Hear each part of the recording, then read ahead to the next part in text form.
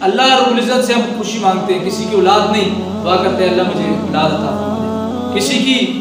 بیٹیاں ہی بیٹیاں ہیں، بیٹا نہیں، دعا کرتے ہیں اللہ مجھے بیٹا عطا فرما دے۔ کسی کی شادی نہیں ہو رہی تو اللہ سے دعا کرتے ہیں اللہ میرے لیے یہ راستے آسان فرما دے کہ میرا اچھی جگہ پر رشتہ ہو جائے اور پھر اس کے بعد نکاح ہو جائے، شادی ہو جائے۔ اسی طرح کسی کو کوئی نوکری نہیں ملتی، وہ دعا کرتا ہے اللہ مجھے یہ نوکری عطا فرما دے، اس میں جو رکاوٹیں ہیں وہ ختم فرما دے، اسے وہ مل جاتی ہے۔ اسی طرح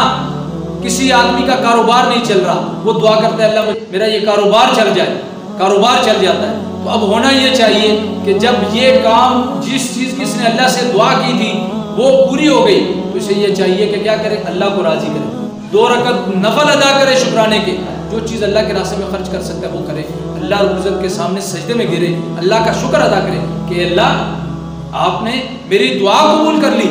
آپ نے مجھے یہ نعمت عطا کر دی، میں آپ کا شکر ادا کر دوں۔ لیکن ہوتا کیا ہے، ہم لوگ ناشکری پر اتر آتے ہیں۔ جب اللہ بیٹا عطا فرما دیتے ہیں تو کیا ہوتا ہے، ہم ناشکری کیا کرتے ہیں، ہم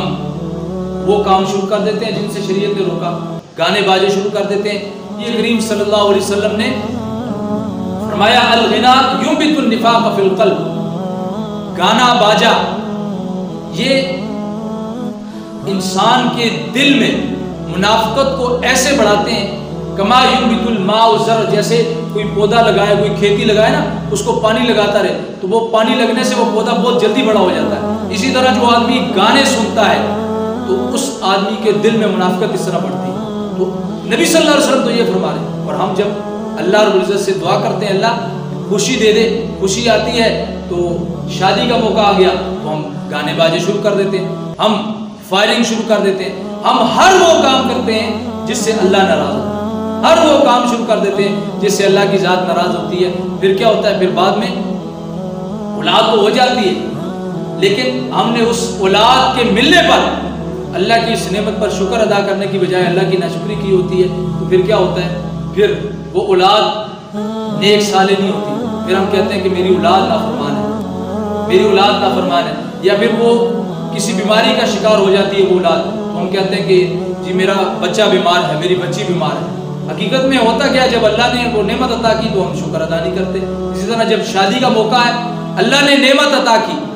اتنا بڑا موقع اللہ رب العزت نے عطا کیا، ایمان کی تکمیل ہے۔ نبی کریم صلی اللہ علیہ وسلم نے نکاح کو نصف ایمان قرار دیا، یعنی جس کا نکاح نہیں ہوا گویا کہ اس کا ایمان نصف ہے، آدھا ہے، جب نکاح ہو گیا تو ایمان مکمل ہو گیا، ایمان مکمل ہوا۔ تو اب آپ سوچیں کہ اللہ رب العزت نے اتنی بڑی نعمت عطا فرما دی، اس پر ہم اللہ کی ناشکری کرتے ہیں، ہم ہر وہ غلط کام کرتے ہیں جس سے شریعت نے روکا۔